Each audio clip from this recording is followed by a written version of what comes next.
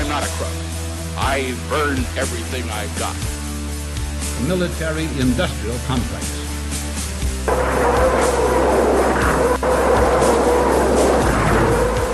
A new world order. But we are here to destroy the control over the industry of other people.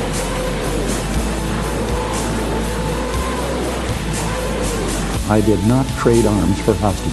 It's been time, dearly.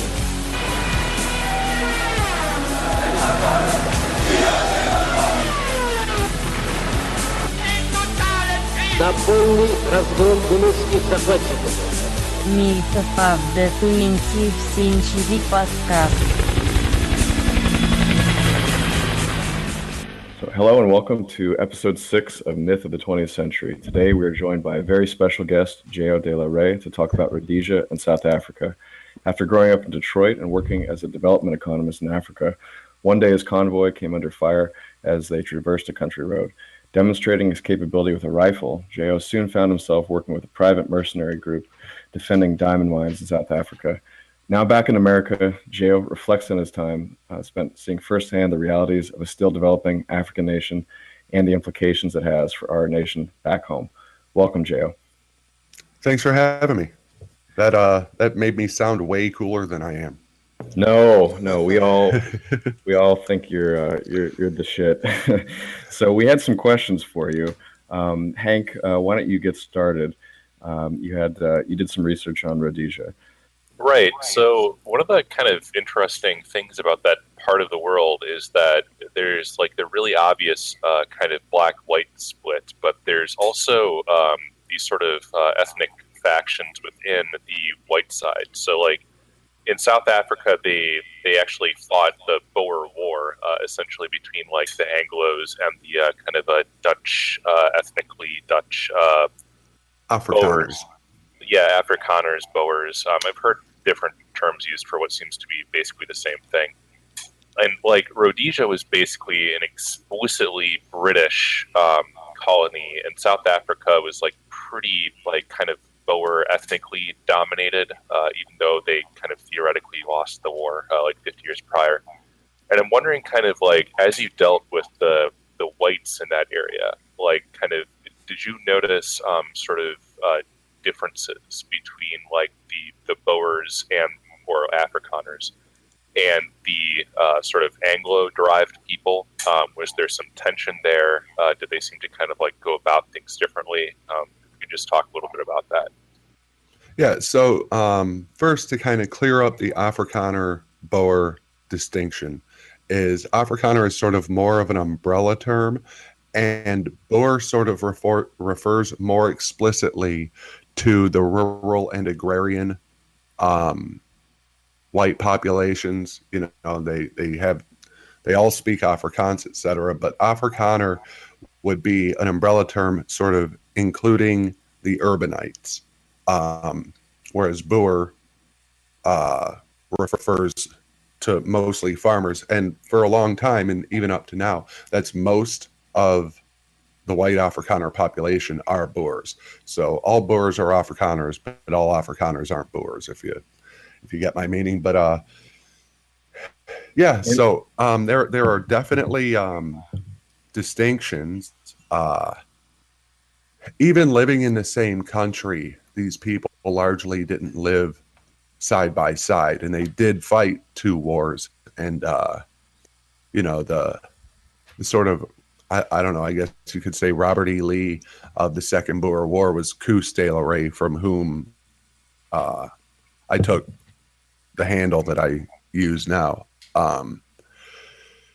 And so they fought two wars, and it was 100% over mines. Like the Anglos didn't even really want the land. They just wanted to be able to extract the shit out of the ground.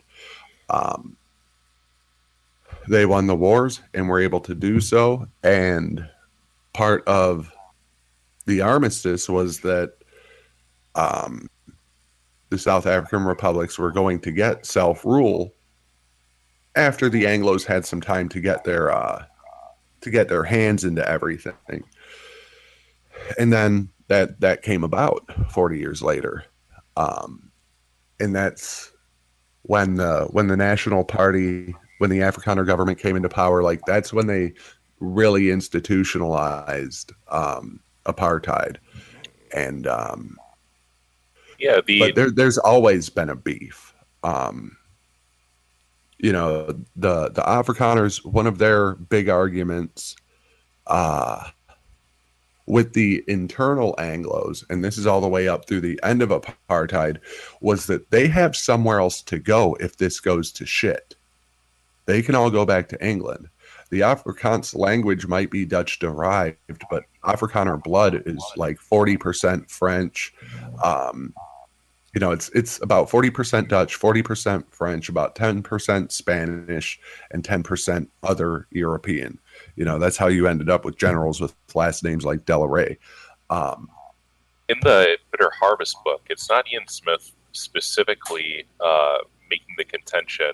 One of the authors of one of the intros makes the contention that when the South African kind of like Afrikaans nationalist party came to power in 1948, they basically cut off white immigration into South Africa because they wanted to like have the Afrikaner population continue to be in political charge of the country, which worked out, you know, okay for their particular party, but seems to kind of have really demographically shafted them. Well, they were worried about, so they were rightly worried about non-Afrikaner whites. They fought 2 wars with the Anglos. They didn't want to import other cultures that were going to compete with them. And I think they so they halted all immigration from other African countries, etc. Of course, you had a lot of border jumping because wherever you have a decent economy, you're going to have people trying to come into your country illegally. But they counted on, and rightfully so, just outbreeding everybody. I mean, these were people who got wiped out in the Second Boer War. Like, concentration camps where their women and children were starved and then disease would wipe through. And if you go look at pictures of it, you know, I don't know, it's horrifying. It's just women and children withering in camps because when the Boers wouldn't bend, the Anglos came and burned everything down and took their women and children. So they were afraid of too much meddling, and, you know, their population growth was crazy. You know, everybody had 6, 7, 8 kids, if not more. You know, their culture and lifestyle were very similar, I think, to that of what we think of the westward expansion in the U.S. But the Voortrekkers went east on their continent. Yeah, the thing that keeps coming up in Rhodesia is that, you know, so South Africa cut off immigration. Rhodesia was still open up until they had black rule in the 80s. And it seems like they kind of really filled this sort of role akin to the American West.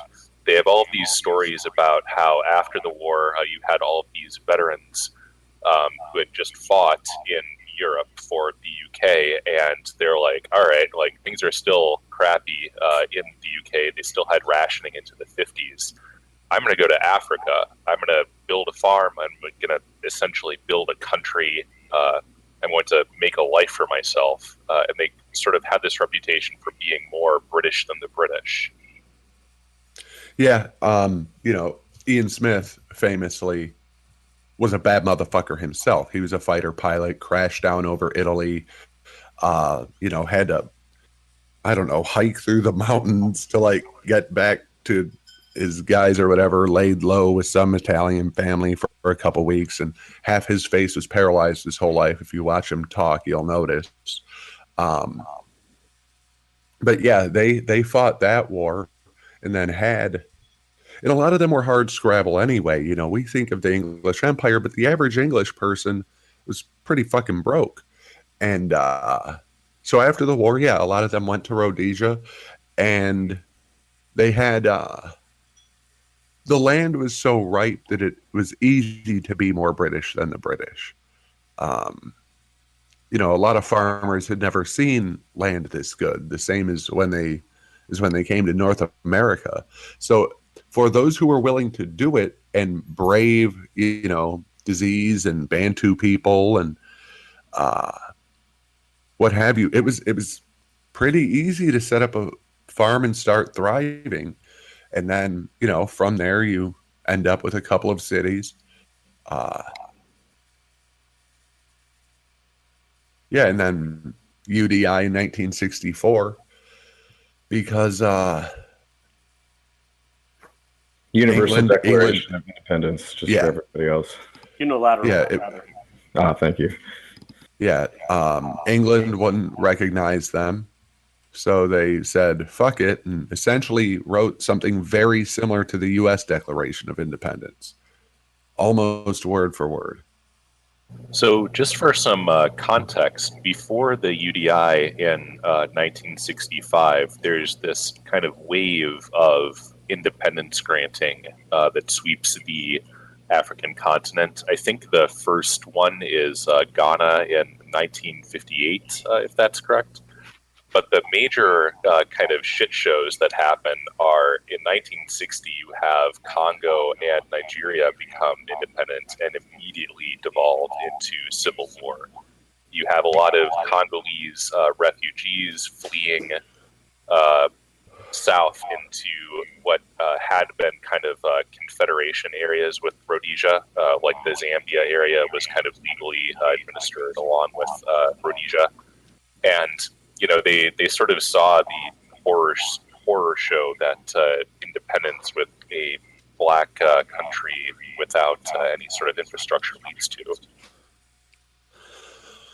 The only part of that I object to is to say that they don't have any infrastructure. I don't know if you mean physical or in terms of like state apparatuses, because they were handed a lot of stuff. You know, there were working train lines through that whole country. You know, I've talked to various people and read various things where they tell you that that continent functioned better 50 years ago than it does now. You know, have you seen that documentary Empire of Dust that Yes. describes the Chinese and now, the Chinese guy is chewing these Africans out like these people left you everything and you Yep. let it go to shit. There's a particular instance of a reporter. He wrote a book called The Africans, and the book came out in 1980. And he kind of goes through the end of colonialism, you know, sort of starting in the 50s up through it. Like he kind of travels the whole continent, and then he ends the book with South Africa because it was the big political point at the time. And he's obviously a lefty and anti-apartheid, what have you. But then he crosses the border into South Africa finally and doesn't find what he expected. Everything works. You pick up a phone, you get a dial tone. You pull the handle on the toilet and it flushes. You hail a cab and it stops and you don't get robbed. And these other countries had similar situations for their time. What are the two major cities in the Congo? It's Leopoldville and Kinshasa, or however you pronounce that. Yeah, I'm trying to refer to it when white people were in business name, but yeah, like these were legitimate cities, and if you look at them from afar, they still almost look like legitimate cities, but everything's been gutted. You know, it's just sort of an earlier iteration of what you see everywhere when you end up with majority low IQ populations. I'm from Detroit. Used to be the, you know, jewel of the Midwest, the jewel of North America. it looks worse than a war zone in many places. Go to Johannesburg, you'll see the same thing. And all you have to do is count the timeline from when Europeans were no longer in power. All you have to do is count the timeline to calculate the destruction. I'd like to kind of get at the thought process at the time that the Rhodesians were going through. So they had experience, firsthand experience, seeing these sorts of situations develop. And you had kind of this fear that a Labour government was going to come to power in the UK, which ultimately happened with Harold Wilson. And that this government was going to try to essentially impose this upon them. So they start sort of contemplating that they might have to go it alone in the kind of early 60s. I think the Rhodesian Front, this quasi-nationalist party, comes to power in 1962 with Ian Smith as the deputy PM. Later, of course, he becomes PM. But it's not per se that they wanted to maintain kind of white supremacy forever, or that they even had a kind of master plan for the end state of society, kind of like the South African apartheid system. They had this sort of odd system where they segmented their voter rolls, and if you had certain property qualifications or education or literacy, you got to vote on the main list, and if you did not, then you were entitled to vote on the B roll. And the claim that their government made was that essentially over time they were going to try to civilize their population and sort of ascend everyone to this fully functioning first world status. And then at that point there would be kind of majority rule by default, but up until that point, it would be kind of like the Cecil Rhodes motto, like equality between all civilized men. So it's not that they were even white nationalists per se. They sort of saw themselves, or at least they portrayed themselves as fighting for sort of an abstracted ideal of civilization. Yeah, and it's funny because if you look under the hood and you read a lot of speaking from their parliamentary floor, or I don't think they called them a parliament, whatever. But if you look under the hood too, personal correspondences between people, things that the government said on the floors, in most cases, like in the American South, in apartheid South Africa, generally sort of like the interracial olive branches are not genuine. Like the poll tax was put there to stop black people from voting, you know. But in Rhodesia, it was different. Like they really did want to civilize people. I think that they made the same mistake that Europeans in general, but Anglos in particular, have made throughout the ages, where it is not the Bible or the Lancaster education system that civilizes people. Those things can help. Having a Renaissance helps, etc. But genetic IQ predisposition matters. And no amount of, putting a suit on somebody or putting them into a nice formal school or putting them into a church, you'll get the right side of their bell curve up to speed, but 90% of these populations just don't have the capacity. So I think they were making a mistake there. Now, they didn't get far enough along to see if it would work, because then they ended up with outside forces radicalizing their own black populations against them. That's an interesting dynamic. Ian Smith talks in the book about how he had gotten on very well with the sort of traditional tribal leaders. And he complains about kind of radical democratic politicians black politicians, trying to bypass the chiefs and get some sort of direct buy-in from the population to kind of subvert the government. He claims that like a lot of these politicians, Robert Mugabe, for example, were influenced by the Chinese and the Cubans. And this is all fairly credible in my eyes, because you do often see this dynamic where the existing leadership is able to get along, but they're being subverted from within by people who are kind of seeking a new source of power. Well, yeah, I mean, it was another Cold War proxy war in part because Rhodesia, going back to what you said a little while ago, part of the reason Rhodesia didn't cut off European immigration was they were fighting a two-front war for most of their existence.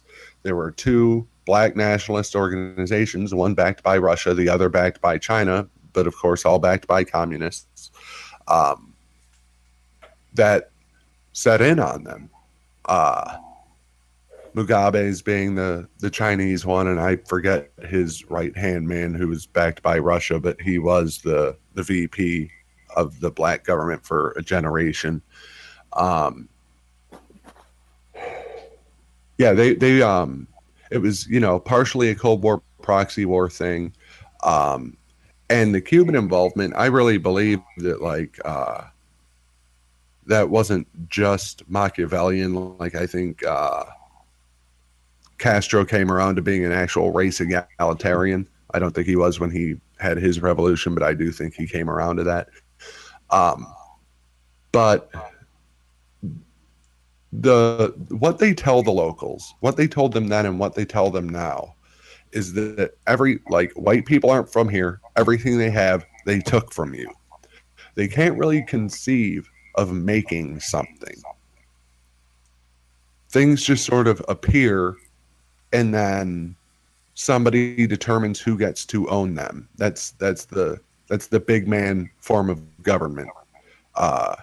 You get the guy who's pretty strong, pretty smart, who's the leader, and he just divvies everything up for everybody. It's everyone's job to go out and take whatever they can get and bring it back.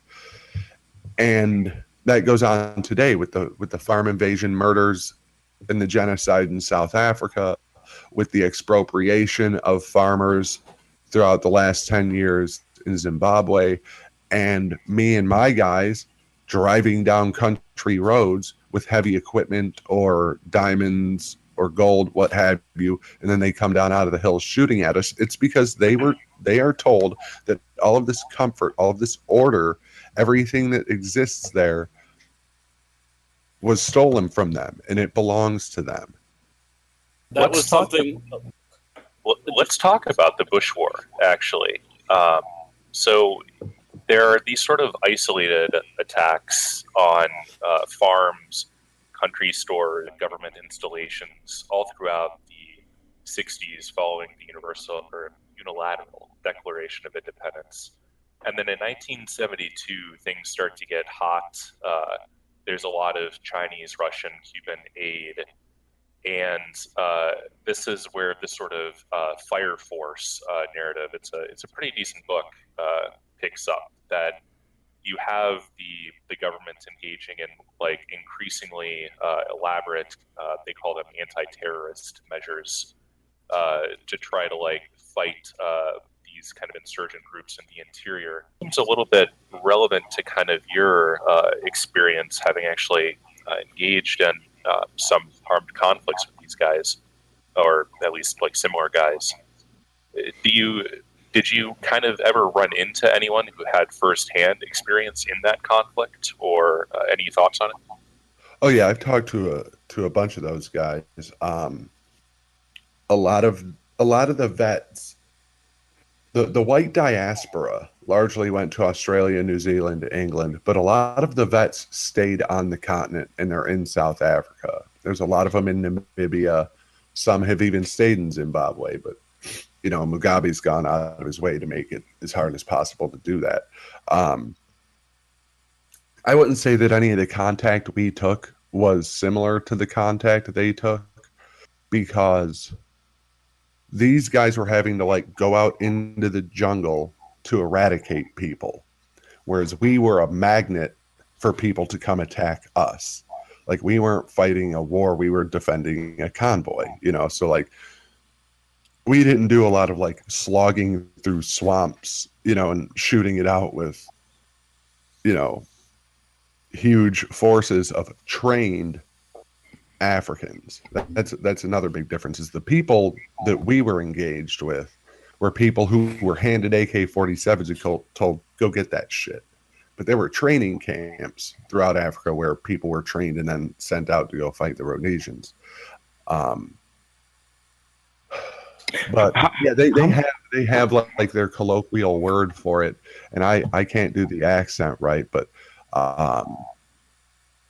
they referred to all of their actions as anti-terrorism. Yeah, and or they had turn-tur tactics, which is a lot of these other people didn't really know what they were fighting for, and you could get the ones who were moderately educated or conscripted and didn't want to be. You could get them to turn on their own people.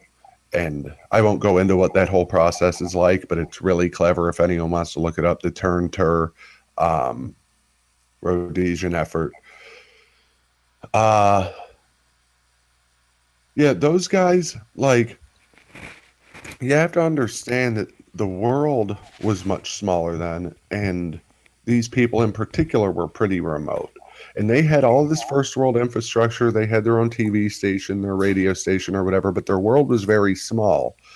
And for the people who grew up in it, they just kind of thought like they were fighting for truth, justice, and the Rhodesian way, and they were, but they didn't understand at the time, at least when they first went in, the global context of what they were doing, and that the whole world was coming down on them. The reason Russia and China were able to back these insurgent African rebel groups was in part due to UDI, because England was going to dismantle Rhodesia on its own. So they declared unilateral independence.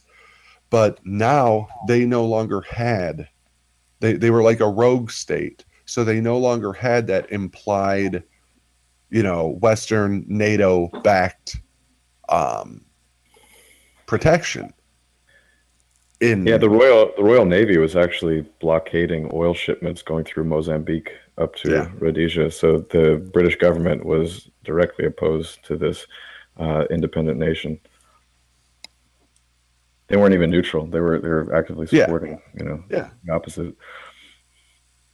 I wanted to ask you real quick, of the people that you encountered in the conflicts that you were in, how much of that is spillover from the conflict in the 70s? And it's probably very little now, given the average age of the country, I would assume.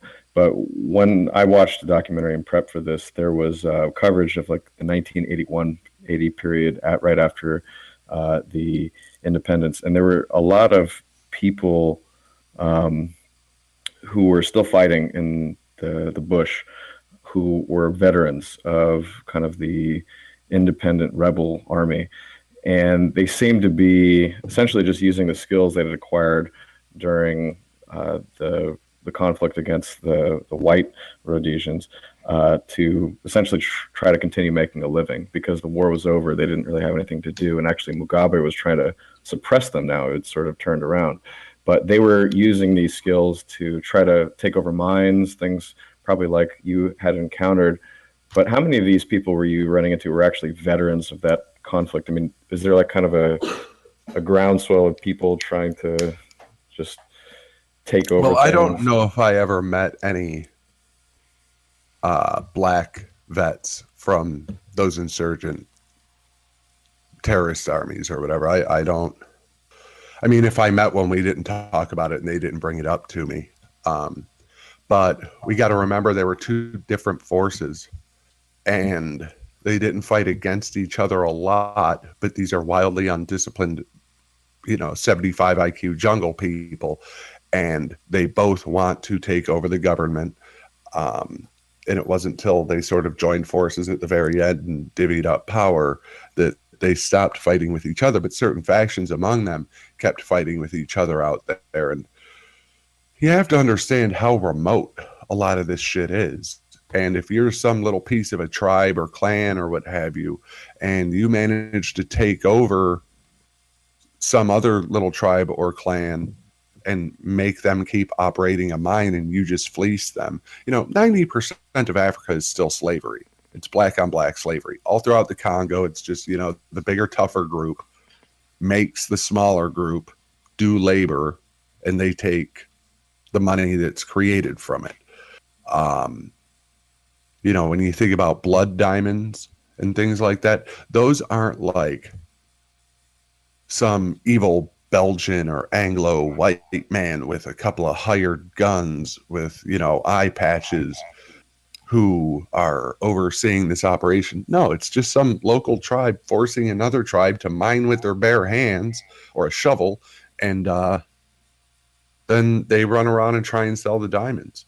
So a lot of people were promised the world. A lot of the black Africans were promised the world during that conflict.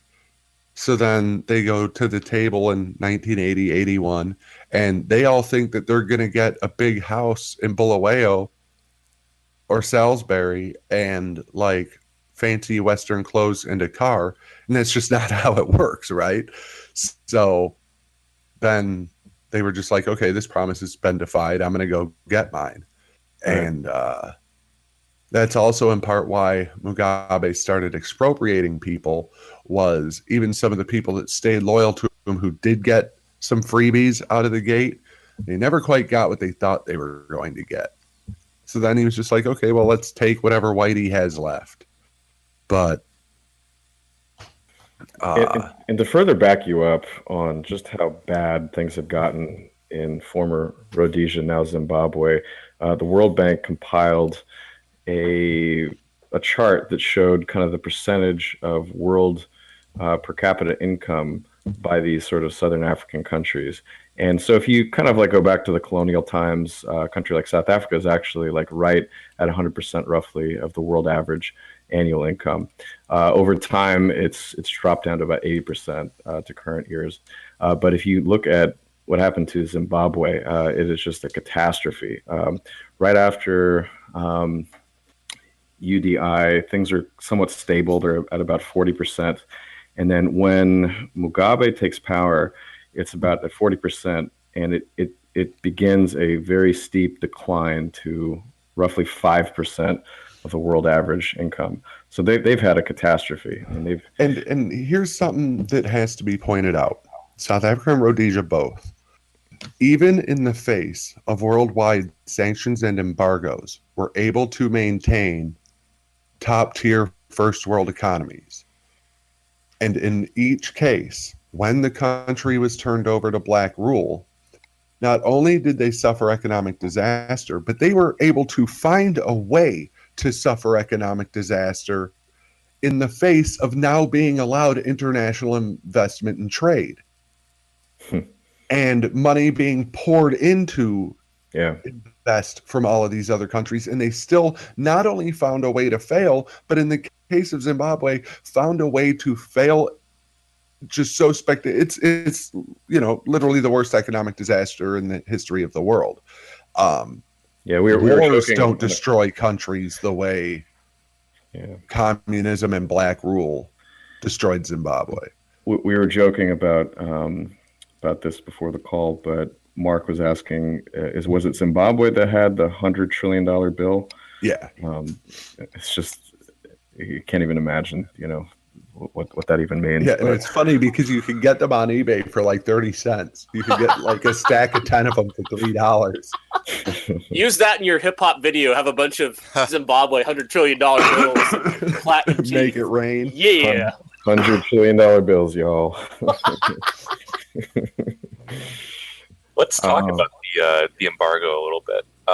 So immediately after the UDI, let's start a little bit before the UDI, because there's one interesting anecdote with the Eternal Anglo. So in 1964, there's sort of talk that they might be leaning towards independence. And the freaking Archbishop of Canterbury writes a letter to the UK Prime Minister saying, like, we realize that these guys might try to declare independence, and if it should come to war, the entire Anglican community would stand behind you in going to war to liberate Rhodesia and bring democracy to the poor benighted African continent, which I just found astounding, because this is their armed forces were like pretty fairly integrated with the UK's. They were sending fighter squadrons to UK bases in Aden, and they were sending brigades to train with them. The UK had significant presence in the country. It was just an incredibly weird statement, honestly. But there's also a counter statement, and I don't know enough about the Anglican Church to remember what the guy's sort of title was, but the highest ranking guy in the church who was a Rhodesian patriot, there's like 4 or 5 hours of him giving sort of like patriotic sermons, as well as very sort of English, stiff upper lip, professional is maybe the word I want to put to it, fuck yous back to the Archbishop of Canterbury because of that. That's an astounding anecdote that like your church is trying to get you to go to war against saber people who are rattling, essentially like also British. But immediately after the UDI, of course, the UK declares an embargo. They get a bunch of United Nations resolutions. Ian Smith, in his memoirs, seems very sort of hung up on the legality of all of these measures. It's like, simply not sporting in his view. But the embargo really doesn't have an effect. They're able to import things through Mozambique because they're inland, and these ports feed like the entire South Africa or like southern part of Africa, including other countries. So you can't just shut down the ports. There's the ability to get these fake declarations of where the goods are going to. Nobody really tracks like where a tank of oil is going to after it gets offloaded. Well, not only do they not track it, but they can't track it. Right. That was one thing they had going for them. Like South Africa tried to be as cooperative as possible at the beginning of the Rhodesian embargo, but international pressure was coming down on them too, and they didn't want to accelerate that or extra piss anyone off. So they had to be pretty sneaky about the ways they were helping Rhodesia. But obviously, being the only 2 first world economies in the area to begin with, they already had a bunch of business to do with each other. Now they just had to make it look like something else. And Rhodesia was a major exporter to the rest of the continent. And like, do you think these, leopard hat wearing muck 2-bit dictators all over the African continent can really even conceive of what a UN embargo or an English embargo or resolution saying like, you're no longer allowed to trade rubber for corn with Rhodesia? Like, wait, who the fuck are you people? Like, we're going to keep trading rubber for corn with Rhodesia. And even though these were all like activist governments that protested apartheid and protested Rhodesia, at the end of the day, they had to eat, and they can't feed themselves. They're just white-splaining when they tell these African governments who they can and can't trade with. They need to check their privilege. Yeah, that was actually an explicit argument that was made that these countries kind of on the other side of the trade routes of Rhodesia, like present-day Namibia, they were like, well, this is going to cripple our economy, so screw you guys. We're gonna keep on doing this. But which just goes even more to show that like this is all political and it's not about protecting anyone in particular. Because the black population of Rhodesia suffered greatly from the embargoes. The people who are going to lose the most are the people who were on the marginal shit end of the stick to begin with. And they were also the targets of most of the sort of insurgent violence, because the hard targets tended to be the fortified farms and cities and whatnot.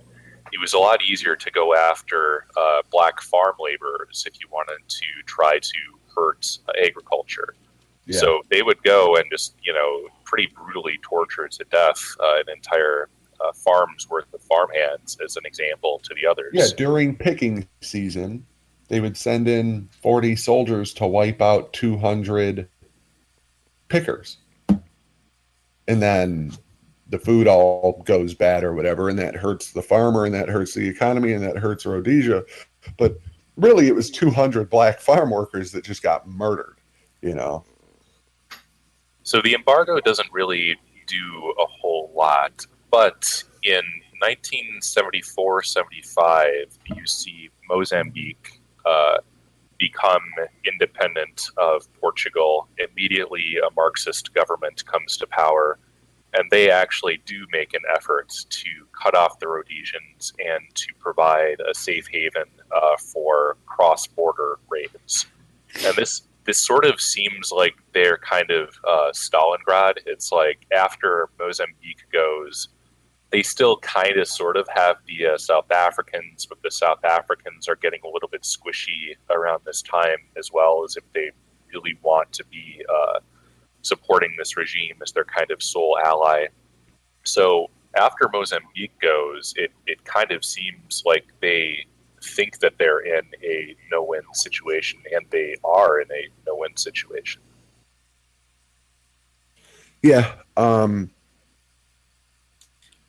Mozambique and Angola both are a little bit different of a case, and I think it's an interesting contrast because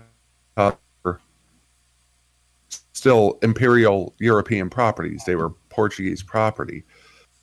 And when Portugal made the call, the Portuguese in those two countries, and it happened separately, but they were gone in like 48 hours.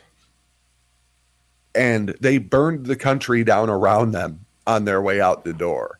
Like, sort of the lefties' idea of what the colonialists did when they left these countries isn't true, except for in those cases. People were playing chicken with cars. They were blowing up train tracks on their way out. They were essentially saying, well, we built this, and if we can't have it, no one can.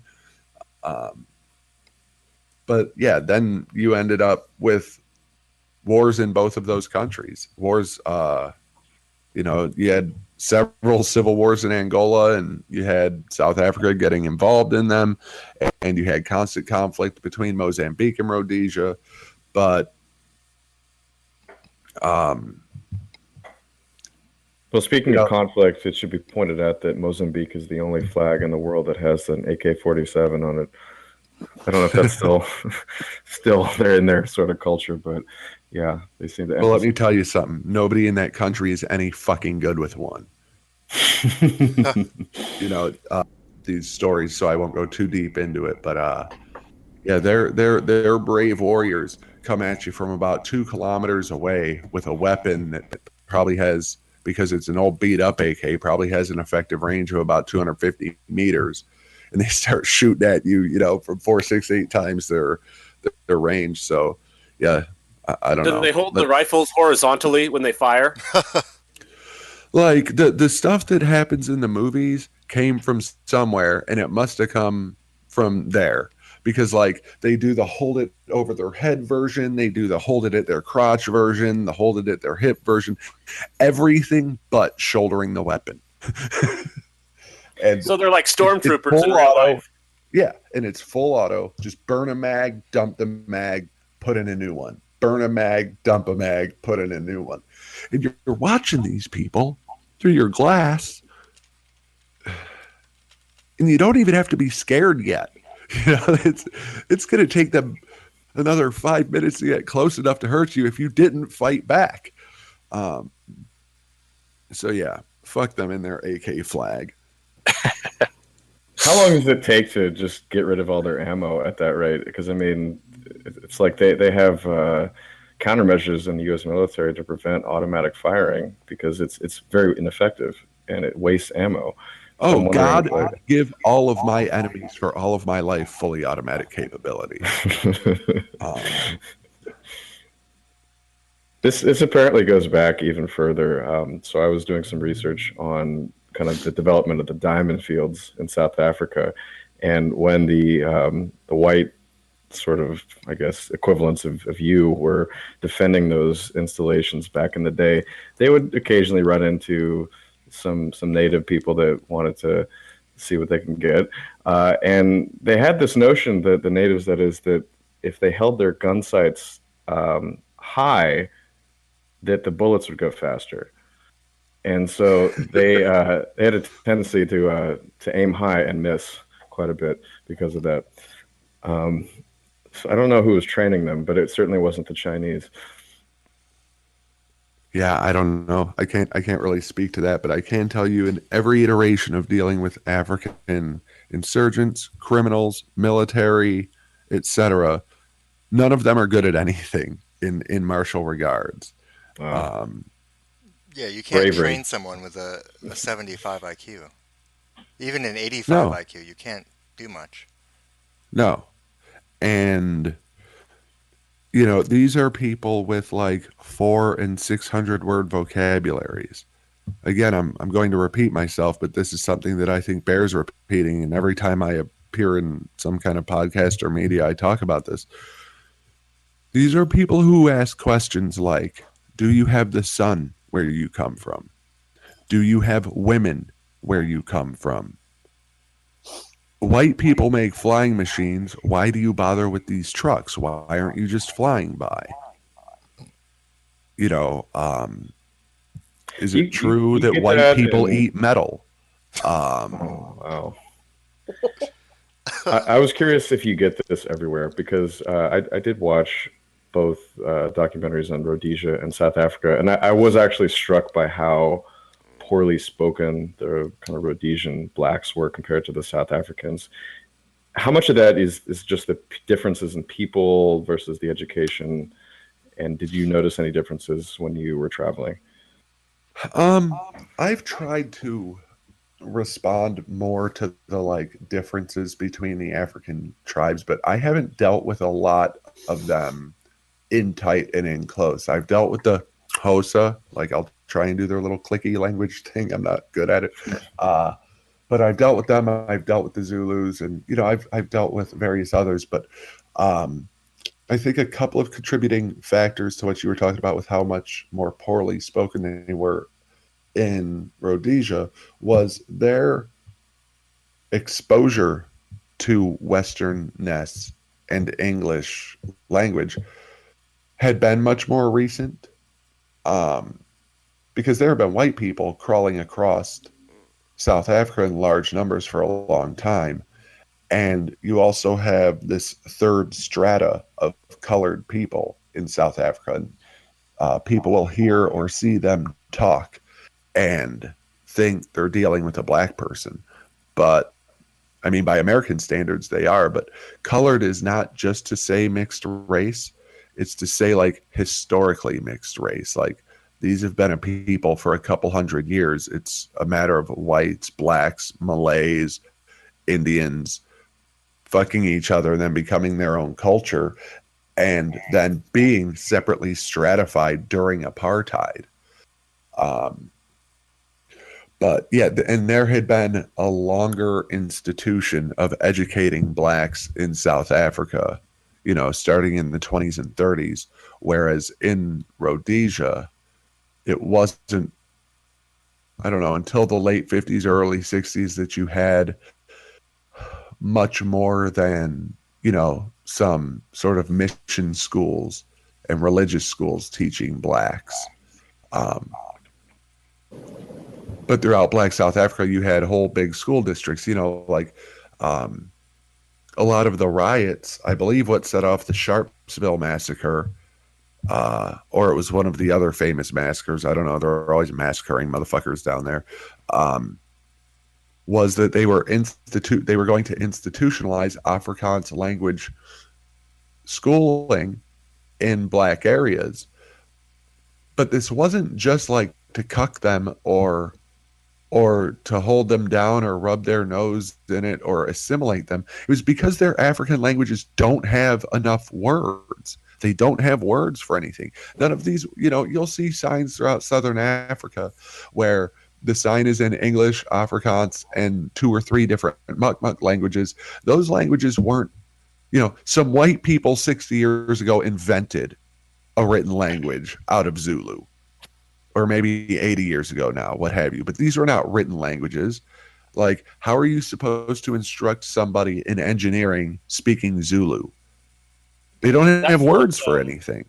There was a guy on American Renaissance's YouTube video from years ago. He said he was teaching in South Africa in the 80s, 90s, can't remember. But he was flabbergasted to learn that the Zulu language, Swahili, whatever, it only had a few hundred words, and he was asking speakers of these languages, they couldn't conceive of not knowing all the words in your language. And he was blown away. He couldn't believe it. These concepts like precise is to make a straight line, to make a curved line straight. And it was a real eye-opener for him to realize that all these words for all these concepts may kind of exist in their culture, but they don't have the words for them. And they're at a loss, as you said, for like engineering. It's a whole different psychology. Yeah, I think I've seen the same thing, and like he's trying to extract from them how they would express the concept for something being halfway up a tree. Yes, precisely. That's the same video, yeah. Yeah, and they just don't have that. I believe it was that same video where the guy is talking about coming upon a truck that's in a ditch. And there are a whole bunch of Africans around it, and they would take turns trying to get the truck out of the ditch, like one at a time, instead of all pushing at once. Well, no, these people are profoundly ignorant. Like, I don't know how many I could give you, but I could give you 1 million. Even just shit of like having to throw the same people off of our property gates several days in a row. So then you get violent with them and they keep coming back and they seem thoroughly fucking confused as to why you're beating them up again when you are able to tell them in a language that they speak that they are not supposed to be here. Or another one of my favorite examples is when disease breaks out and you tell them how to not spread the disease, they simply don't believe you. Like, stop drinking from that well. It's killing everyone. What are you talking about? We've been drinking from this well for generations. Well, yeah, but now it's different. Now there's cholera. So you have to stop. My grandparents say that this well is from God. So I'm going to keep drinking out of it. This is something even Ian Smith himself commented on, that they had a family servant, one of the main servants, who was black, named Bob, who he really liked. His father really liked him and said he was better than many of the white men he had working for him.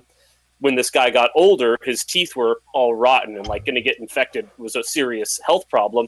And Ian Smith wanted to take him to the nearest city to get anesthetized, teeth pulled, and fitted for dentures. And when he explained to him that part of the procedures they were going to like put him under to extract all his teeth, the guy was totally reluctant, didn't want to do it at all because he didn't know if he would ever wake up. So he would rather have this mouthful of rotten teeth, which probably caused him a great deal of pain, than risk a medical procedure of getting his teeth extracted. Yeah. And he recognized that this was a problem, but even then, Ian Smith, this was when he was young or younger, like in his 30s. He still thought, we can get them to this better level. We can educate them. We can change them. We're going to improve them. They don't want to go to school, but we will get them to want to go to school. They don't want to use the hospital, but we will get them to want to go to the hospital. Kind of a double think of sorts, but I don't think it was malicious. He just kind of caught between what he wanted to do and then seeing what was possible, but still what he wanted to do. And that was the whole country, kind of.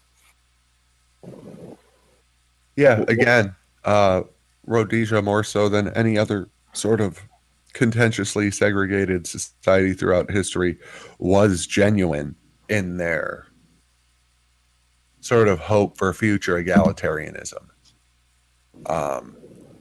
they just believed you couldn't do it overnight, whereas I believe it can't be done.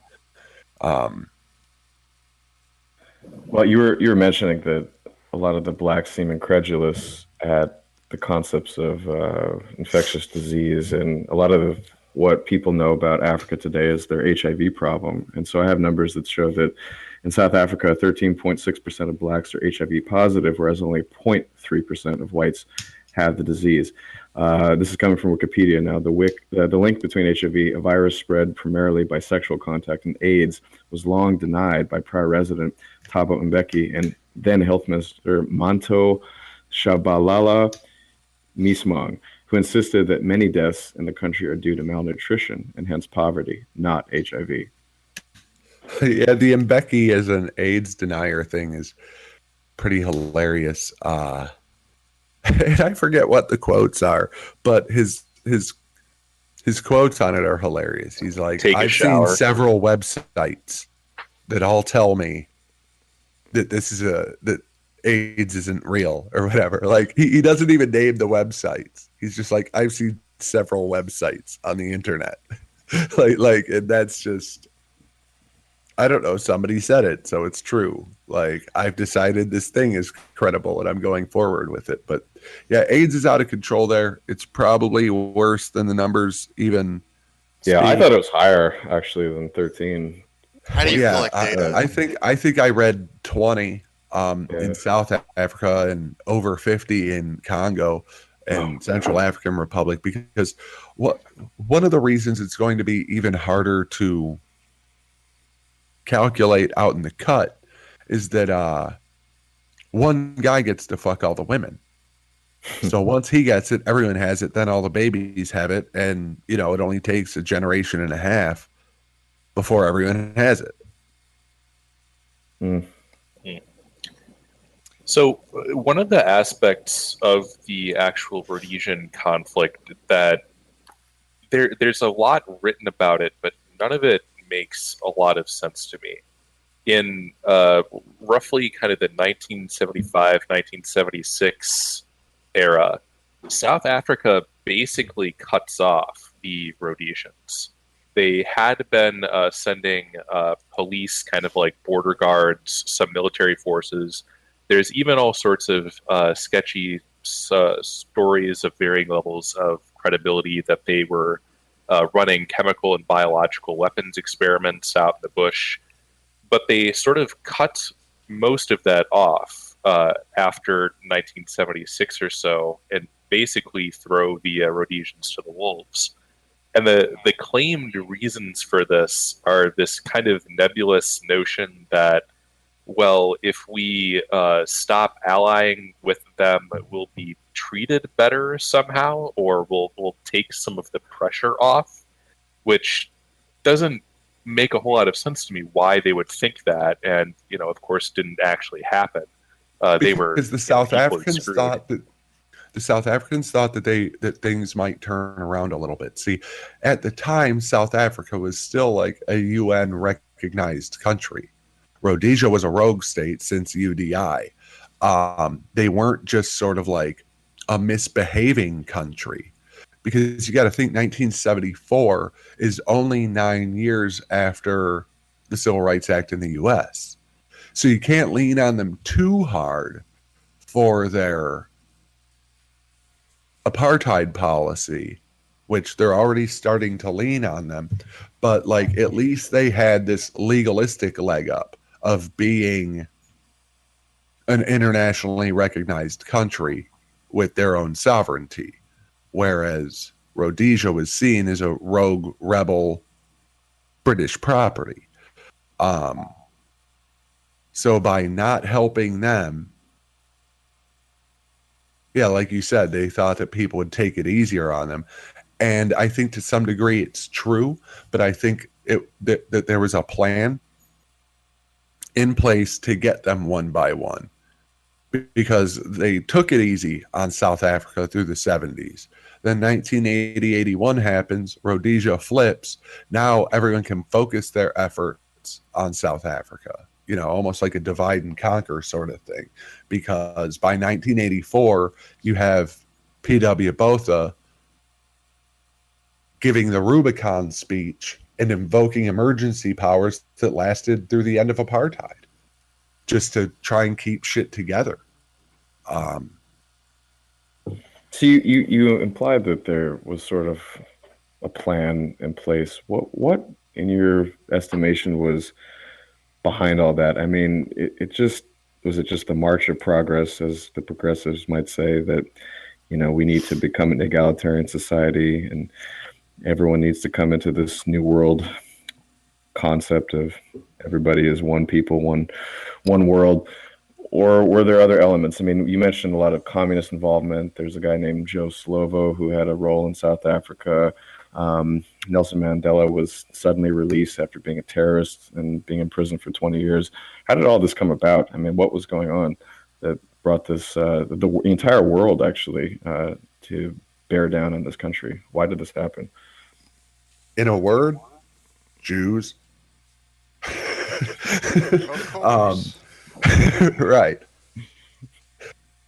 Let's talk about a lot of the Anglo-whites at the head of the anti-apartheid movement. Let's talk about the government movers and shakers such as Henry Kissinger, who were responsible for the Lancaster agreements that dissolved Rhodesia. When we say Anglo-whites in South Africa, 50% of the time you're saying Jews. Let's talk about who all the big money is in South Africa, the people I worked for, the people extracting millions and millions and millions of dollars out of the ground. They all have something in common. And I know that, Are the Oppenheimers still involved? They were, of course, the German Yes. Jewish family that ended up acquiring De Beers. I've met Nicky.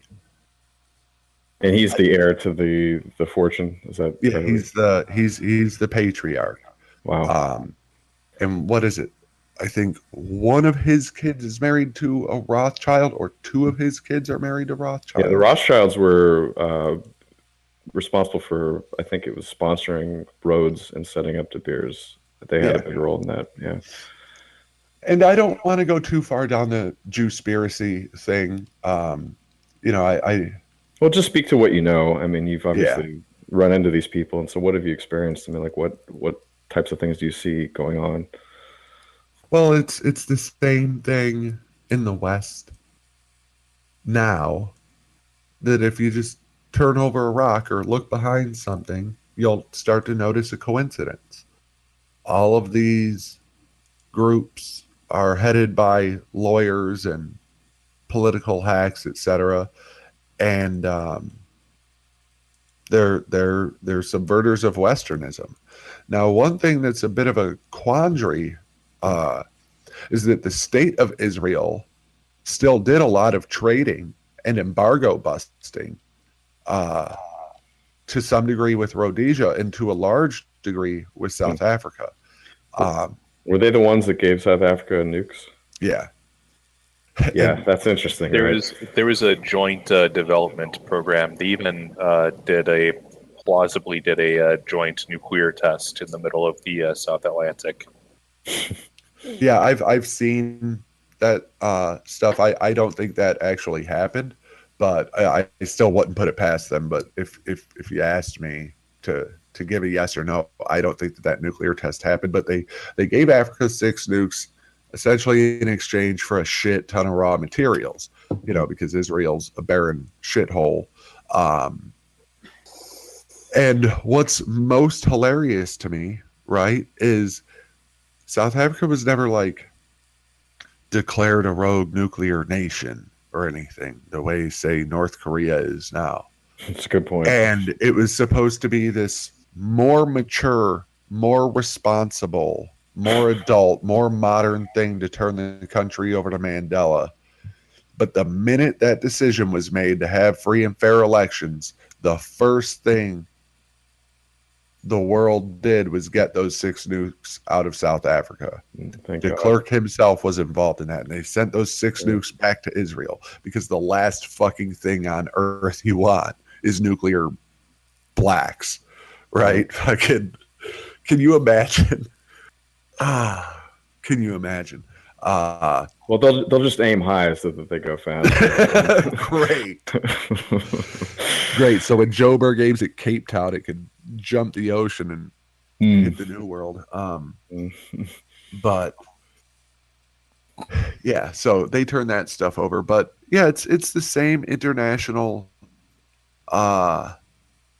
batch of subverters who like to set us upon each other. And so, like, from the Oppenheimer perspective, like, things were going fine. And would they be the types to support something like this? Because, I mean, if Israel is sort of supporting the South African regime, maybe there is a certain faction of the Jews that don't want this sort of color revolution. But well, they just saw the writing on the wall and wanted to get what they could get while they could get it.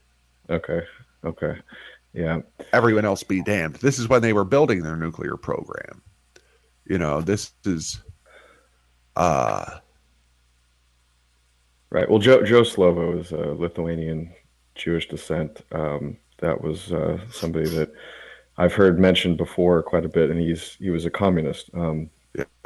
And I don't know how important he was, but he was part of that process where they brought in the ANC and got majority rule. I don't quite get it. I don't think anybody really does when you kind of look at sort of what happens throughout history when these people are brought into a host country and end up turning against it and then get kicked out shortly thereafter. It doesn't seem to make sense, but there's a lot of theories. I would suggest reading Culture of Critique. Yeah, that's what I was going to mention. Yeah. And then it does make sense. So Rhodesia, like, from what I've read, and it could be that it's just straight up omitted, but it does not seem like Rhodesia had a sort of native, quasi-native Jewish population. I know that, like, there was in South Africa. I'm wondering if there's any insight into why that might be the case, or if it's just kind of lacking in the sources that I'm reading. No, it's definitely omitted. So, shit, I hope I remember this by the end of the podcast. There is a blog, a funny blog out there, written by a Rhodesian whose family left in, I think, 80 or 81, maybe 82. His father was a pharmacist. And the website name is a big silly sentence. And if I don't figure it out by the time the podcast is done, I'll do a little bit of digging and get it over to you guys so you can put it in the show notes. So this guy is, he was born and raised there. I want to say he was 20 years old-ish when his family moved away. And he's super duper critical of Rhodesia through the whole thing. And, you know, each blog post is him kind of touching on a fond memory of a day at the beach or whatever. But then you get 3 or 4 posts in, and, you know, he went to some, like, high-end prep school, and he talks about being Jewish and his little Jewish clique of friends and, you know, how they were excluded from this and that. And it turns into normal Jewish neuroses. So, you know, I don't know how much they were in government and media, etc., but they definitely had a Jewish population there. And then he goes on to talk about how all of the Jews managed to find a way to skirt military service. That's actually... he speaks about it with pride. So one of the things that also shafted Rhodesia was that they had a kind of competent white population, a growing white population for, I think, the majority of their independence period. I think they started to shed some in the last part. But, you know, if your white population is only 4 to 7% of your total, you're going to need a draft. And people start thinking that maybe they should take their education, their levels of human capital, their English speaking ability, and leave. So you see, like, a fair amount of draft evasion, people fleeing the country, coincident with this actual movement of the people answering ads in Soldier of Fortune magazine to join up with the lovely Rhodesian Fire Force brigades. Well, what's funny though is they turned away anyone who said they were joining for racial purposes. They'd send your ass right back packing. So the Emperor has no clothes. As desperate as they were for manpower, they still would signal. Yeah. Well, I think it makes a certain amount of sense because they theoretically had like a quasi colorblind ideology. So if you show up and being like, yeah, I can't wait to like shoot some blacks, then they probably that would not comport with their ideology at the time. Well, not only were they genuinely not about that, but even if they were about that, it would have been really bad press. Exactly. Yeah. It just doesn't read well when you're being internationally sanctioned and to give them more justification. I found that blog. It's when I was a when we. That's one word, because when we is a term that was applied to Rhodesians and now also to South Africans about when we were in charge, or when we were in Rhodesia, or when we were in South Africa. When we was kangs. Yeah. But yeah, it's when I was a when we at WordPress, and he talks about being, a middle-class Jew in Rhodesia. But and so for him, he was sort of a non-participant, non-combatant, but did he actually actively support the Black Rhodesian efforts, or what was this sort of? No, he it sounds like he was just a dumb kid or whatever. Yeah. And his dad was just in it for the shekels and didn't care one way or the other. Yeah. I've met a few South Africans over the years, usually outside of the U.S. when I've been in Asia or in Europe. And without fail, they're English. I always ask if they're from like a English-British background or an Afrikaner background, and they always seem to be English. And I'll also probe. I'll try to very gently see what I can get out of them. Like I'll bring up necklacing, or I'll bring up some of these like horrible tortures that happen and rapes that happen to everybody, but especially whites, I guess, in South Africa, modern post-apartheid South Africa. And I can get them to admit that there's crime, or they'll even boast about. There was one bartender I knew, who was South African white, who kind of bragged about how he had to keep a sawed-off shotgun on his passenger seat while he was driving in Joburg. But any sort of racial, very delicately brought up racial dynamics I would try to get out of him, he just turtled up right away and really recoiled from any sort of racial discussion. It reminded me of the sort of whites that you'll meet in Baltimore or in Philly, who they'll live right next to terrible events, people getting hit with bricks, attacks on stores, whatever it is, but they can't cross that racial divide and talk about the real issues, even in privacy. So I wonder if you could speak at all about the liberal white South African, and are they aware of racial differences, or are they really like the Americans who kind of fool themselves? Okay, so it's a bit to unpack. For one, when you're dealing with the Anglo types, not only do they not want to talk about it, they don't feel like they're responsible for it, right? They don't identify with the Afrikaners. It's hard for us to contextualize because as white Americans, we identify with other white Americans. We see ourselves as the same people. But I guess you could say maybe like what you're talking about would be similar to some sort of liberal, not even necessarily a full-blown SJW, but even like a neoconservative talking to a neo-Confederate, right? Where they're immediately going to start hammering on them about, oh, that flag represents slavery and racism and blah, blah, blah. And I was long in the shoes of a white guy who lived around black crime. I was raised in Detroit, who used to just sort of excuse it or not make a race thing out of it. but I saw crime around me all the time. I had crimes committed against me or attempted, to be committed against me. And of course it was blacks, like, similar to his sawed-off shotgun on the car seat. I used to have a stake in a produce warehouse in a shitty part of Detroit, and I'd have to go down there at really shitty hours of the night or the morning, depending how you want to frame it, and I'd have people approaching my car all the time, and I can't tell you how many times I just had to hang a gun out my window as they were coming up to my car, and they walked away. I Even in retrospect, I can't tell you where my cognitive dissonance in that regard comes from.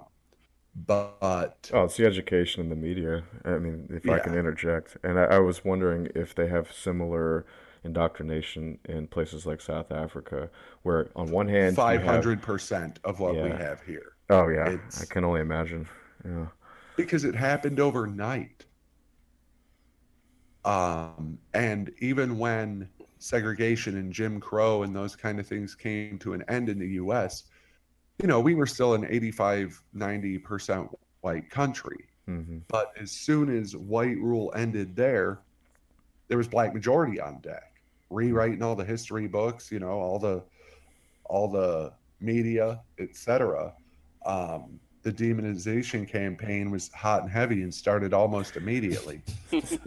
What I found interesting was that I think the Boers, like the Afrikaans-speaking peoples, might have had a little bit of a different experience because of the language barrier. I was watching this thing last night, and I was just floored because have you heard of this guy named Eugene Terre Blanche? He served some time, but he was the leader for a while of the AWB. It's a Dutch Boer Afrikaan worded acronym, but essentially they're kind of like a breakaway party that they wanted to have this own independent nation for the Afrikaner people. And what I just remember was they were having this huge conference, this reconciliation meeting about the whites and blacks. And he drives the they drove a truck right through the front door to the damn thing, and they storm in as they're having this big conference. And I was just like, that is a bad motherfucker. That is a stone cold metal hard ass. And I was just I was blown away. And he was murdered at his home in a farm raid. Is he? Years ago. Is he dead? Oh wow. Yeah. That's because he went to jail because they were trying to rob him, I think. And yeah, I'm surprised he lasted that long. But like that sort of thing, I can't even imagine it happening in the United States. I mean, we had like Waco and Ruby Ridge about these people who are kind of like questionable in the eyes of the U.S. government.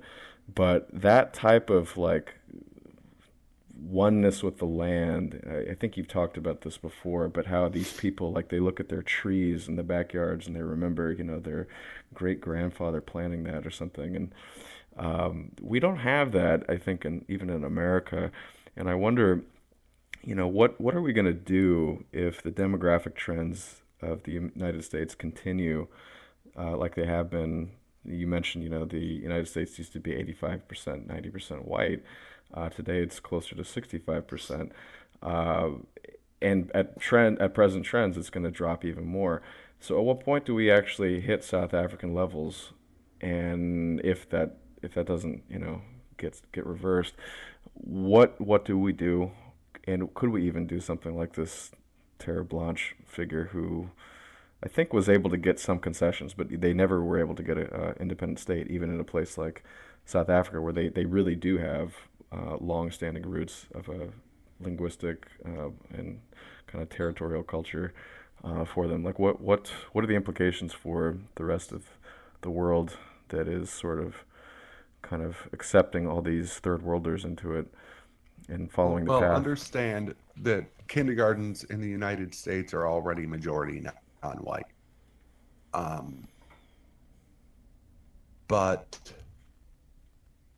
there's a deduction that I've made, and so I'm a TRS guy, I'm an alt-right guy, I'm a white nationalist, and I would even say that a lot of our own guys don't agree with me on this, but there will be no accepted political disunity.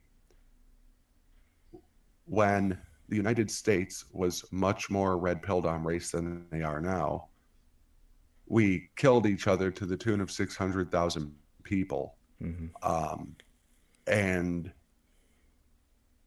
retconned the whole thing to be about race.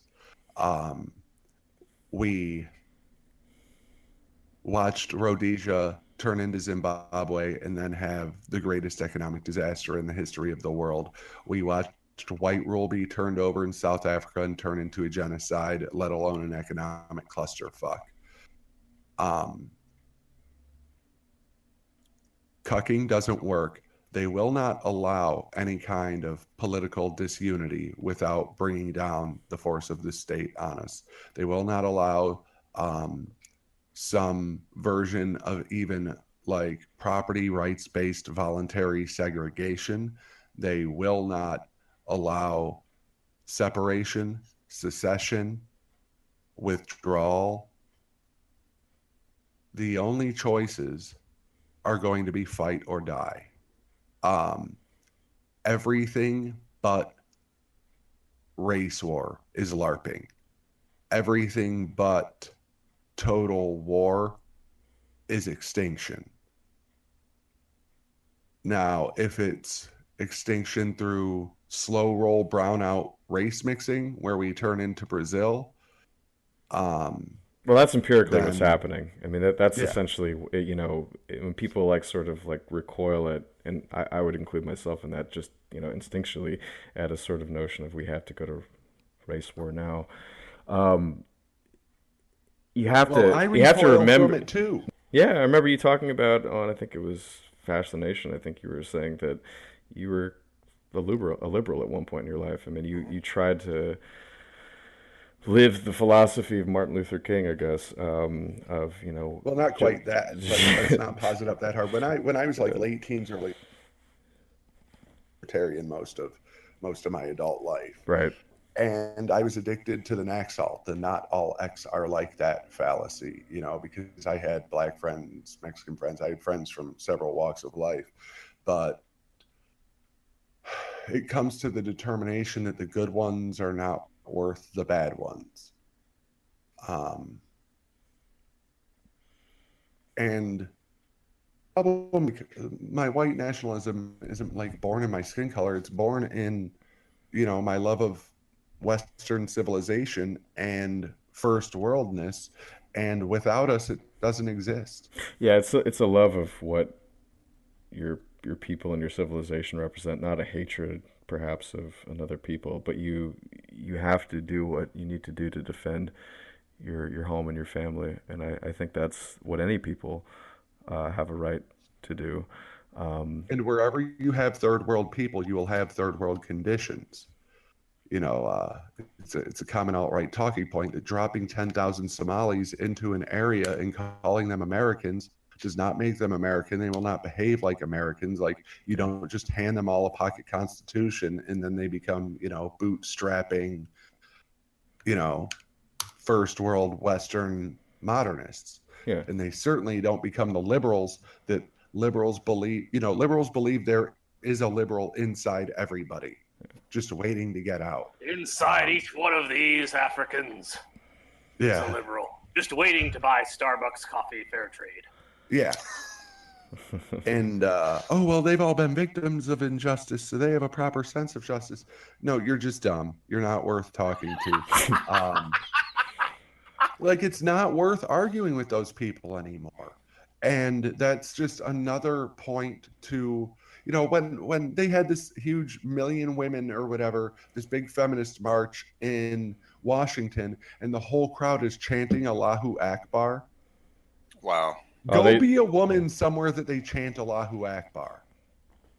Come on. You know, but you can't make these points to these people. They're not going to hear you. And that's why, like, my libertarianism, my freedom of speech, diversity of opinions, let's all work it out, reason will win the day. No, too many people are not capable of reason, so it's going to take the boot, and I want to wear it. Yeah, libertarianism is not enough when you're faced with annihilation, and just to turn it around, just to play sort of like a logical, game here. Does anyone for a minute think that the European settlers in Africa became African once they lived there for 100, 200, 300 years? No, they're still carrying the civilization that they brought with them and the genes and the people that they are. They still behave like Europeans. They recreated Europe in that part of the world. And so if you bring someone from another part of the world to a European dominated civilization, they're going to bring that with them too. And there's nothing wrong or right about it. It's just a reality. And so if we want to keep what we have, we probably need to think about who we have. Sure, the four trekkers used what looked like Conestoga wagons to me. Yeah. It's the same. The similarities the same phenomenon. The similarities between the settlement of Southern Africa and the settlement of Southern Africa and of North America are it's really easy to see all the parallels. I mean, it's almost indistinguishable in a lot of ways. And there's also the sort of eugenic argument that only the sort of smart and hardy could do what the Voortrekkers and the American settlers did. That you're going to get some fast-paced Darwinism in attempting the sort of things these people attempted. And the fact that they made it at all and didn't all, like, you have died of dysentery on the Oregon Trail. Because even as the Voortrekkers went too far north and got back into like tropical climates, they started dying again. And that's why they stopped moving north. This climate was not cut out to grow the crops that we grow. And then there's all of these crazy jungle diseases that we as white people are particularly not immune to. I got malaria, and that was scarier and nastier than any shootout I've ever been in. That's something that I've always thought about, especially recently, is this idea that maybe white people don't belong everywhere in the world. Particularly in the subtropics and metropics, and I would extend this even to southern Florida. Maybe we don't belong there. Do you think that can white people be healthy in South Africa, being exposed to intense sun and maybe some tropical diseases? Well, South Africa is more temperate, but I mean places like parts of Rhodesia and is further north to the equator, it's more tropical, like you're describing. Like, but the long and short of it, do we belong in the jungle? No. Mm-hmm. Fucking the Congo and all of that shit, and like there are places where there's more to the ecology than just the longitude and latitude, because a lot of Kenya is much nicer and it's much more temperate than one might assume it would be. Mm-hmm. But do we belong everywhere? No. Do we belong everywhere that we can healthfully inhabit? I believe so. Hell, I mean, another example is Australia. We rolled in there with sort of the dregs of our society and still managed to build a first world country on a continent where 60% of it is the equivalent of the Sonora Desert and 20% is the Sahara. But we just stick to the coast. We stick to the parts that work for us, and we make it work there. I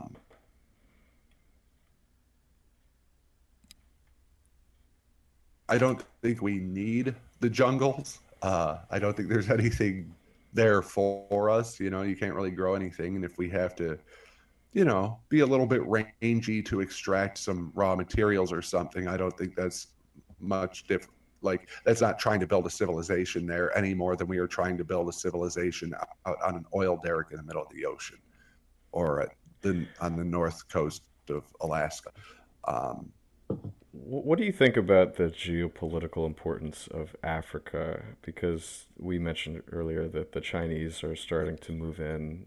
Do you think that that is something to worry about, or just let them do it and just, just trade like a normal country could do without imperialism? What do you think about the geopolitical importance of Africa? Well, China starting to move in is an understatement. And Africans will rue the day when they traded white people for the Chinese, because I've seen the way the Chinese treat Africans, and I wouldn't treat a dog that I don't like that. Um, African kids, if there's like white people or Chinese people or out of towners coming through in a car, like African kids will come up and run alongside the car, like waving at you, hoping like you'll throw some food or what have you. The Chinese will just smack them in the head, like, go be black somewhere else. And we can't just let China run away with the whole thing. And I'm afraid we're going to. Luckily, I think it's at least on Trump's radar, because competing with China matters to him. Mm-hmm. So I think he might bring this into focus, and to just concede that whole continent to the Chinese so that we could say, hey, we weren't racist, is just absurd. But any interference that we put in will be seen as racist. And like, if we aren't going to be the racist imperialists, the Chinese will. And that is not good for us. Well, what is America's relationship with Africa? Because, we're not the British Empire, but we obviously do have engagements in Africa. We have this gigantic, I think it might even be the largest one in the entire U.S. military, but we have this huge command called AFRICOM that was set up, I think, probably close to the Iraq War, principally for that. But do you have any knowledge of what America's involvement in Africa is, aside from kind of just basic trade? And then are we playing a role of imperialist there? No, we're not, and we should be. Other than,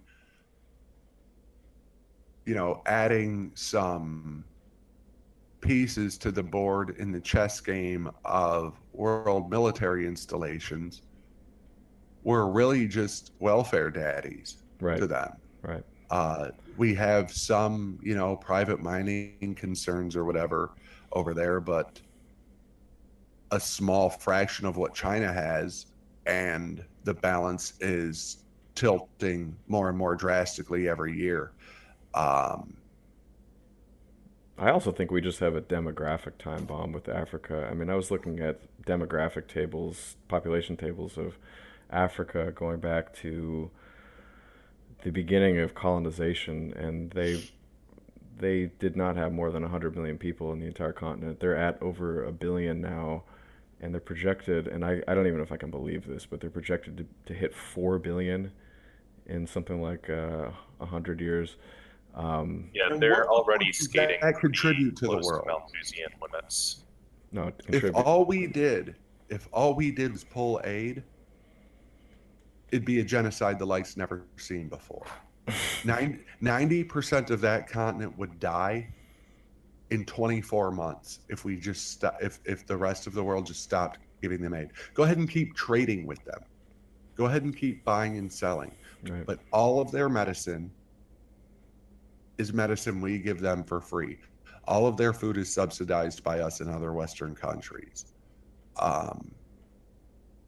Yeah, and I'm not against giving medicine, but when it comes to Europe as becoming the home of half of North Africa, I have an issue with that. I'm sorry, and that's what I worry about. It's just these people, they breed at numbers which they cannot afford.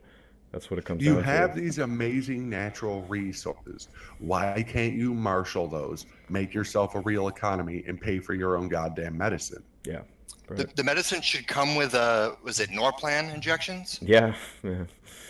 It's an easy solution, and it's humane, and it's something you could sell. I think you could sell to white people, at least if they would wake up just a little bit. No, that's one of my arguments, that even tiny shit like I've seen people propose things to stop, third world population growth of just like pay them to go on birth control, pay that to sterilize them, or just pay them so that they agree not to have kids or what have you.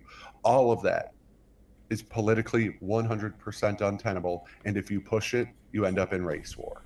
And that's what I was saying before. Any sort of incentive that gives us a leg up is just a trigger for full-blown conflict. It's amazing that people could worry about the flatulence of cows in the United States, but not think about Africans burning whatever wood or coal or whatever they get told is the acceptable problem to hate. Yeah, that's what the news said. Oh, it's the methane from the factory farms. You naughty white person. Nothing. Forget about these people that don't know how to put their trash in a receptacle, as opposed to say the river where they drink out of. Also, we are paying illiterates to have kids they can't afford to feed, and for what we spend domestically on welfare, just the spending, not the opportunity cost, let alone what we spend overseas, let alone the opportunity cost of not taking from that. We should be on fucking Mars. We should all be in castles, and we should be in space, and we're spending domestically and overseas billions and billions and billions of dollars to keep people with AIDS and HIV alive. We're incentivizing all of this behavior. In fact, we make it out like they're victims. Well, I think it used to be a mark of shame, and now it's like this leg up in the progressive stack that like makes you credible. Where do you think this is going to go? I mean, it's hard to predict these sorts of things, but it took an act of God to get somebody like Trump through the media matrix of control in this country. And Europe, it just does not seem to have somebody who's equivalent to that. And we just do not behave in sort of a national self-interest mindset like the likes of China does, or Russia for that matter. And so, over the coming years, if we lose somebody like Trump, I don't see anybody on the horizon to replace him. And what hope do you have for dealing with this third world problem that seems to be plaguing? Will get their shit together as they are more affected. See, one of the reasons we have like more race consciousness, even if it's not the kind that I like, just people being conscious of race in the U.S., is because there have always been several races of people here. That's why you end up with stuff like Mormons in Utah and rural people in Montana freaking out when they hear there's a white nationalist in town. Even though they live in ethno-states, essentially. Yeah, and that's the irony. They live in de facto ethno-states because they don't know what it's like to have to be around these people. Right. Or the couple that make it out to where they are the good ones. But go get me, 10 spooked white Mormons or 10 spooked white people in Whitefish, Montana. You go drop them off where I grew up, or go drop them off in Cape Town. And then the real red pill is to put them anywhere that blacks are the majority, because it's the same every time. You can't just blame the Democrats or liberal political policies. Liberals run Seattle. So yeah. So where do I see it going? I see there being a tipping point. Like I try to be realistic and not LARP too hard, but I can see Trump's policies pissing people off and this shit escalating into something bigger. And I think even if it became about race, he would never say so explicitly, even while it was happening right in front of all of our faces. Right. I thought the same thing. If we're not going to be allowed to have really basic civic nationalism, then you could start to see some of these people who were at the Milo event in Berkeley recently that was attacked by Antifa. I think you could see some of these people forced to come over to the alt-right position or the NRX position. I see it happening all the fucking time. Every time there's another happening, I get a message from 2 or 3 fence sitters. Like, okay, I'm in. And I'm just some dude, you know, I'm not Mike Enoch, I'm not Andrew Anglin, like, and this is just the number of people I get reaching out to me, you know. I've got friends who were total liberals. I've got one buddy who was a crust punk, like total punk rock, egalitarian, train hopping, drug doing, blah blah blah blah blah, you know, text messaging me a picture of his Trump vote, and now he's out there straight up defending white nationalism. And like, he might be an edge case, but the 100,000 people who listen to the Daily Show twice a week, or I don't even know what the numbers on the Stormer are anymore. You know, the civic nationalism, not only is it not enough, but it's also not allowed. These people see no difference between Milo Yiannopoulos and Richard Spencer. I see no difference between Richard Spencer and, say, William Luther Pierce. Right. David Duke, and now they're going to get to the point. Difference. Yeah. And now they are going to get to the point where they're not going to make a distinction between George Lincoln Rockwell, William Luther Pierce, Richard Spencer, Andrew Anglin, Milo Yiannopoulos, or Sean fucking Hannity. It's going to go that far. And that's where you're really going to start to hit the tipping point, is when, you know, these conservatives who have been running from the word racist like their pants are on fire forever, no matter how much they cuck, Sean Hannity is still George Lincoln Rockwell. Well, then just be George Lincoln Rockwell, right? Like, it's the only way you're getting out of this. So is there anything that we can sort of take as advice or some counterfactual that had the Rhodesians or South Africans done something differently, they could have had a significantly better outcome? Is there anything that we can take from this other than as a kind of cautionary tale? I think one of the big messages, and maybe I'm being stereotypical alt-right again, one of the messages is never cuck. South Africa would have been better off going it alone than turning their country over and being able to make peace with the international community. They were doing all right with their embargo economy. And especially now that this has happened a couple of times. Yeah. Now, sort of the problem that we have is there isn't another one holding out. It's not like Rhodesia fell, South Africa fell, and what is the other white minority country that is expected to cede power constitutionally, right? Like, the U.S. sort of ceded power in sort of this slow roll democratic way. But there's not another country that is like holding out and saying, well, look at the example of what happened to those countries when they turned it over to black rule.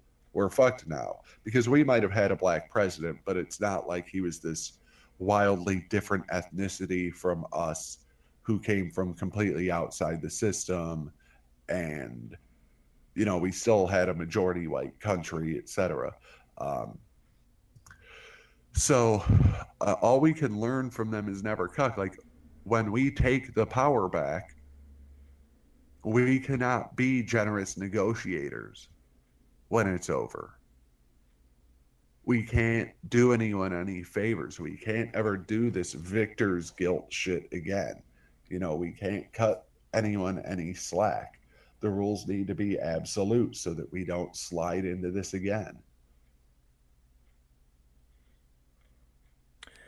Do you think... Would it be possible Go ahead, Alex. Go ahead. No. Okay. Would it be possible, do you think, for the Afrikaners at this point, 8 million of them, however many it is, to make a rump state out of their situation, to make some sort of white state? You mean carve it up? Something else is going to have to pop off first. Once Europe or the US or both make a serious pushback, that will give South Africa permission to. But as it stands, sort of in the meta-political, they have the least permission of any country on earth to do that. Are the sort of remaining Afrikaners, how cucked are they? It's sort of like a 95-5 thing. Like 5% are so unbelievably cucked that you have to think it's mental illness, and the other 95% are crypto red pilled. You know, they'll talk to me about it because I'll come out of the gate with hard rhetoric. And they'll talk to each other about it, but they're not going to go in public and say anything. You know, they'll do cucky narratives about, oh, blacks are the real racists and blah, blah, blah. But like, they all know. There's no way to not know, especially, you know, apartheid ended 20 years and change ago. So if you were 20 when it happened and you're 45 now,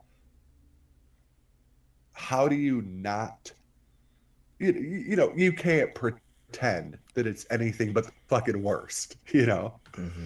There's no version of this narrative because at first they might have been like, oh, growing pains, which still would not have been a valid argument because, again, you had the embargoes end and the country was opened up to international investment and aid, and hundreds of billions of dollars poured in overnight, and they still somehow managed to blow it. But I could see the whole growing pains excuse at the beginning, but that shit has only gotten worse and worse.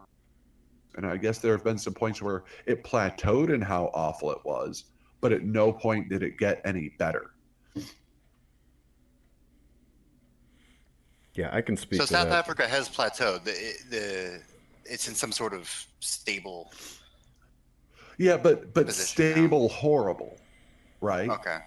Like if they were a 10 out of 10 country, and then they were a 9, then they were an 8, then they were a 7, 6, 5, 4, and then just holding at 4. It's not like they've ever even inched back up to 5 for a little while, and then it went back down to 4. You know, like it sort of reached peak shitty and has stayed there.